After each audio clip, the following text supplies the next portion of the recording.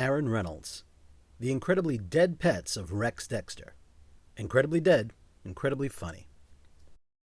Chapter 9. Darvish doesn't believe it. And that kid believes everything. I don't believe it, Darvish whispers. You must think I'm a real dummy. He is whispering because Ms. Yardley is currently talking about fractions. My teacher is a well-educated employee of the state. However, she has a troubling obsession with fractions. I don't think she believes in anything being whole.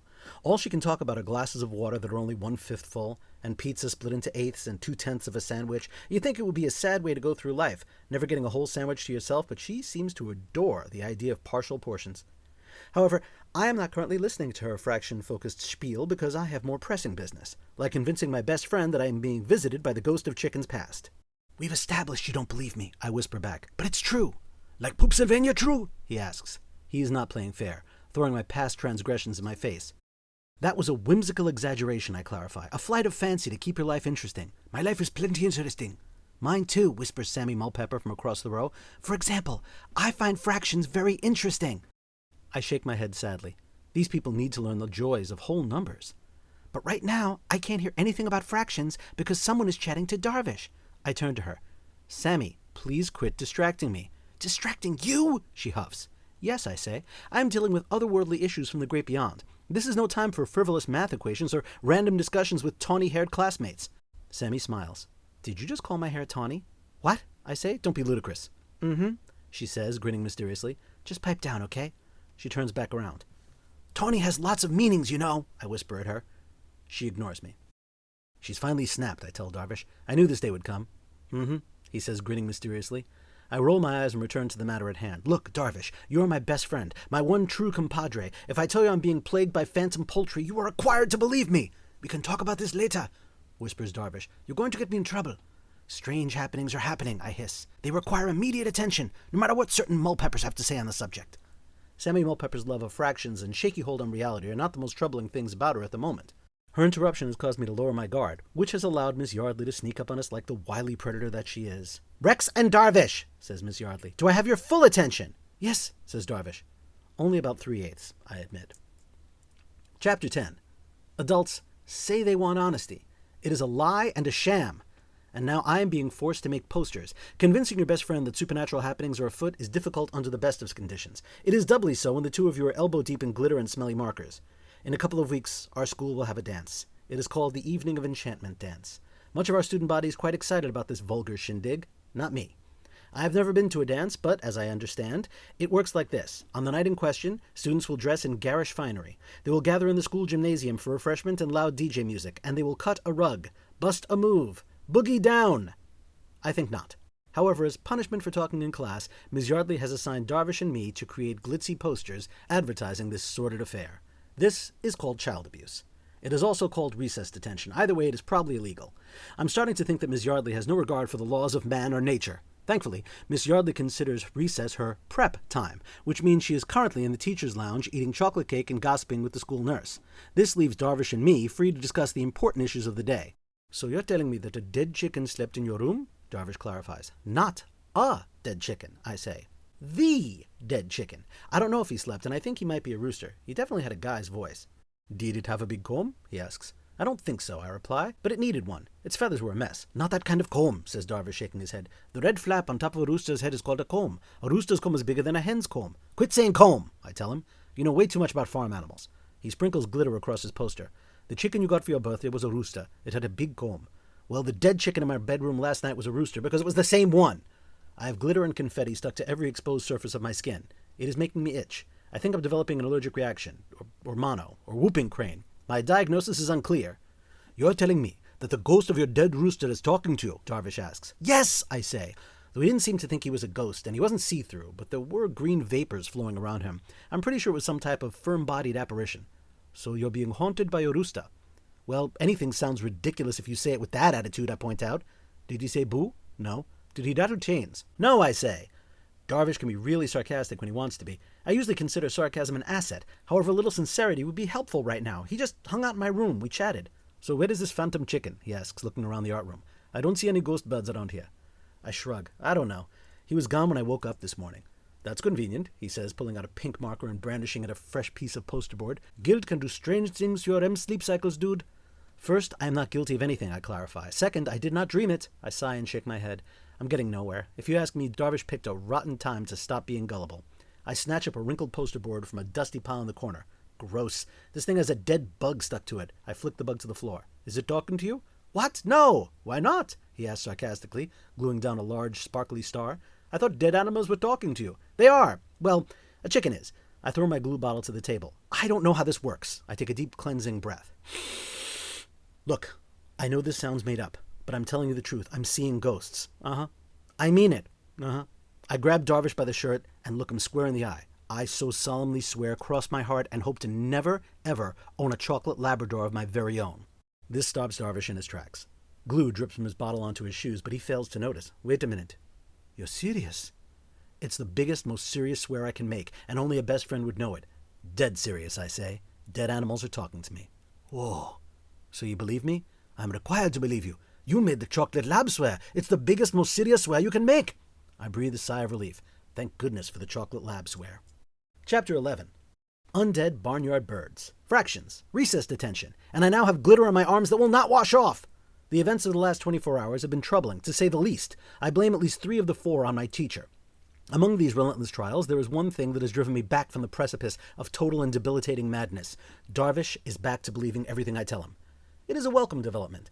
When you are under siege by fiends from the underworld, it's nice to have somebody to chat with about it. We are in my room, where Darvish is eating a baggie full of leftover pizza crusts. He has decided to deploy the scientific method in our situation. I fail to see how this helps us. Yes, I understand, I tell him. Rain evaporates and turns into clouds. What does that have to do with ghost chickens? That's the water cycle, Darvish says. I'm talking about the scientific method. We learned it in school. It's possible I was not paying attention on that day. It's been known to happen. It's not technically my fault. Clever and wily though she is, my teacher has not honed the fine art of giving your audience what they want. But if it leads to a solution, I will let Darvish continue down this path, though his Parmesan-scented snacking is doing nothing for my frayed nerves. He taps his chin thoughtfully. Your hypothesis is that there is a ghostly chicken appearing to you that nobody else can see or hear, Darvish states for the record. I don't have a hypothesis, I clarify, scratching my arm. I may have a glitter allergy. Right. So the chicken is here right now? He asks. Yes, he's sitting right next to me, I say. 2 best buddies, Drumstick says, sitting together. You can't see him? I ask Darvish. He's right here. I don't see anything, he says, except you, and an empty beanbag chair. Why is he here? Asks Drumstick. I thought this was just going to be us. He's here to help us figure this out, I tell him. Ah, my chicken points at Darvish. And why is he dressed like that? I look at Darvish's polo shirt and khaki pants. I shrug. He always dresses like a golf instructor. I think he even irons his shoes. I understand that it is disconcerting at first. You get used to it. Darvish gives me a stern look. This is my school uniform and you know it. Our school doesn't have uniforms, Darvish, I remind him. Well, they should. Drumstick sighs. It reminds me of a pigeon I once knew. Gosh, what a great bird. He had a little paper bag he wore as a sweater vest.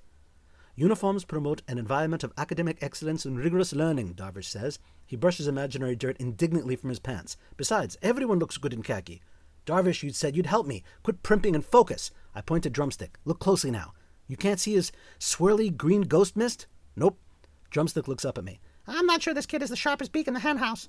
Maybe we'd be better off without him. I turn to Darvish. You didn't hear that. Hear what? He just slammed you, I explain. It was witty and cutting, especially for poultry. The dead chicken is insulting me. Drumstick tugs on my sleeve. And he's not using my name. He doesn't like you calling him the dead chicken, I explain. His name is Drumstick. I'm not calling him that, says Darvish. Then we shan't be talking, says Drumstick with a humph. Let's conduct a methodical and objective experiment, suggests Darvish. In the name of the water cycle, I ask. The scientific method, if you say so. Darvish reaches into his pocket and pulls out his cell phone. Let's try to take a picture of him. Maybe the lens can pick up more than the naked eye. Drumstick tugs on my sleeve. He said naked! He giggles into his wing. This bird is really growing on me. Nakedness aside, it's a good idea. If we capture photographic evidence, not only will Darvish be able to see Drumstick and assuage his scientific curiosity, but I'll be able to retire while I'm still in my prime. I hear people pay premium cash for evidence of life after death. Once again, I've taken a simply good idea of Darvish's and transformed it into a brilliant and lucrative plan. Except it doesn't work. No good, says Darvish, showing me the screen. I changed my mind. This guy's nothing like my pigeon friend, Drumstick says, pointing at Darvish. He's kind of bringing down our special hangout time. Darvish zooms in on the picture. It's just you and an empty beanbag chair. He's not there. I am here. Drumstick is starting to get worked up. It's not a good collar on him. Darvish shakes his head. I hate to suggest it, but is it possible you're just imagining things? Imagining imagining things, Drumstick cries angrily. Is it possible to imagine the love blossoming in your heart for your newest boon companion? Is it possible to imagine the unique once-in-a-century bond you share with your soulmate? I think not. Drumstick storms up to Darvish. He's just doing it wrong. Let me see that thing.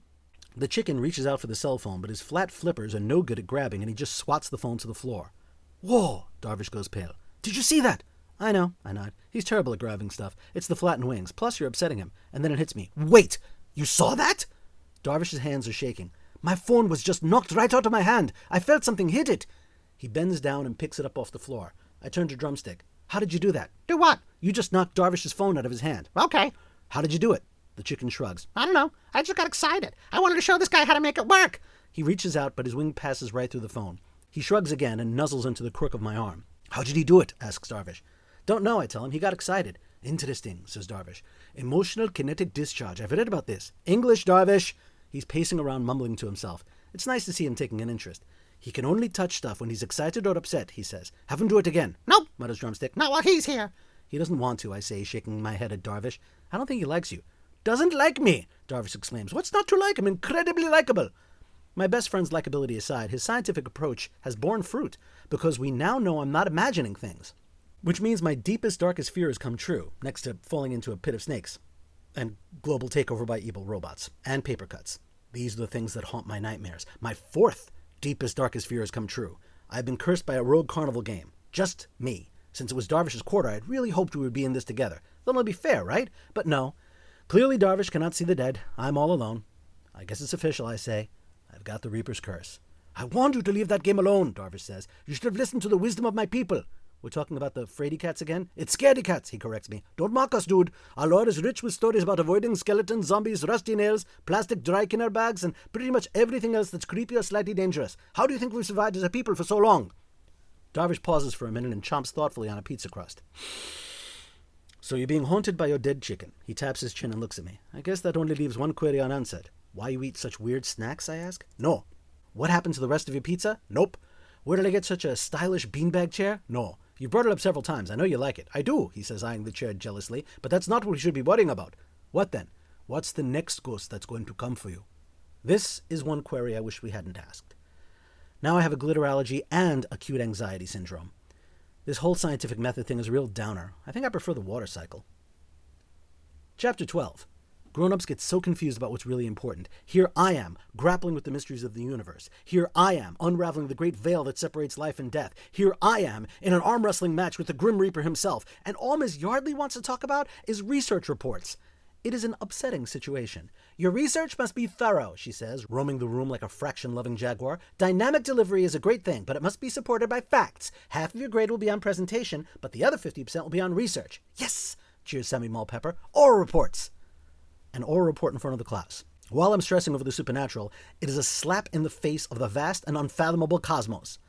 I'm excited too, Sammy, says Ms. Yardley. We will do 4 presentations per day starting next week, so be thinking about your topics. You can sign up for presentation time slots on the door later this week. Yay, cheers Drumstick. Oral reports. He turns to me. Rexy, do we like oral reports? We do not, I whisper. Boo, cries Drumstick. Oral reports. Thankfully, I have people in my life that appreciate my predicament. And one of those people is a dead chicken. That's right, he started coming to school with me. Don't call me Rexy, I whisper. It's okay, says Drumstick. It's like a best buddy nickname. You're not my best buddy. I'm not? Who is? Darvish. That kid who was intruding on our you and me time yesterday? Yes. I never liked that kid. I pecked him from the moment I met him. Well, he's my best friend. Oh, okay. That's cool. Then it's like a second best buddy nickname. All right. Do you have a best buddy handshake with that kid? No. Good. I think we should come up with a second best buddy secret handshake that only you and I know. Maybe later. That's cool. That's cool. Ms. Yardley locks onto me with her heat-seeking hawk eyes. Rex, you seem awfully chatty back there. Do you have a question or comment about our oral papers? It is like she's reading my mind. As a matter of fact, I do. It seems to me that an oral report is kind of a waste of time. Ms. Yardley sighs. This assignment is a valuable study on the power of research, Rex. I'm a man of action, I tell her. I prefer to experience life rather than read about it. Well, if you'd like a good grade on your report, you'll be a man of research. Perhaps I can simply tell the class about something that I've experienced in my everyday life, I suggest. You can rest assured they'll be mesmerized. No, Rex, she says, you may not. I stand up on my desk to make myself appear bigger. It is a technique that many dog breeds employ to establish dominance. I didn't want to do this, but I'll need to take your teacher identification number. She goes slack-jawed. This technique can have that effect. I'm sorry, my what? You're tin, I state. I feel that you may be stifling my creative expression. I'll need to report this incident to the appropriate authorities. My classmates wear stunned expressions. They are clearly hypnotized by my charisma. Plus, watching me haggle with our teacher is probably more fun than discussing research reports, so they say nothing. Please sit down, Rex, she says through gritted teeth. I sense her anger is rising. For her sake, I do not want a scene. I sit. My teacher takes a deep breath and continues to address the class. To help us appreciate the power of research, we will be studying current events over the next several weeks. You were told that you could bring a current event from the newspaper or internet to read to the class for extra credit. She takes her seat. So who has one they would like to share? Edwin Willoughby reads an article about a new video game release. Holly Kreskin shares an article about a fire at the zoo. Apparently, a rare Sumatran rhinoceros was killed in the blaze. It is a tragic affair. Sammy Mulpepper quotes some article from the Middling Falls Daily Spew, but my mind is wandering, partly because it is difficult to stay invested in events, whether current or otherwise, that are not directly about me. Partly because I do not care what Sammy Mulpepper has to say in general, despite her charismatic delivery. And partly because Edwin's video game article has given me a flash of inspiration. The Reaper's Curse, I hissed to Darvish. That's it. What's it? Asked Darvish. What's it? Asked Drumstick. We'll go back to the game, I whisper. I'll beat the game and wish to be uncursed. Drumstick shakes his steamrolled head nervously. Oh, I'm not sure that's such a good idea. I died last time I went near that game. I don't want that to happen again. Darvish also looks dubious. He's widely known for his dubiousness. It is his third most common facial expression, right behind quizzical and hungry. I don't know, Rex. What if you lose again and get double cursed? You underestimate my cunning. Well, you're right about that, he confirms. My cunning is its own kind of curse, I remind him. If you say so. But it's a valid point, I concede. New plan. You can play and wish me uncursed. That way, if you lose, you'll only get cursed once. No way, dude! He shakes his head firmly. No way! I'm not sure who's the bigger chicken, Darvish or Drumstick. Fine, I say, I'll do it myself. This is going to end badly, Darvish mumbles. Clear your calendars, I tell my two compatriots. I don't use a calendar, says Darvish. I'm a kid. I mostly just play and do homework in an unscheduled fashion. Nothing to clear, pal, says Drumstick. I have us scheduled for a tickle fight tomorrow afternoon. Other than that, I'm wide open for the rest of eternity. I mostly just follow you around. Clear them anyway, I say. I lean back in my chair confidently and smile. After school today, we're going back to beat the Reaper's Curse. Apparently I lean a little too confidently. My chair tips backward and I clatter confidently to the floor. Ms. Yardley looks at me. Then she thumps her head slowly and repeatedly against her desk. I was wrong to underestimate your cunning, says Darvish. We clearly have nothing to worry about.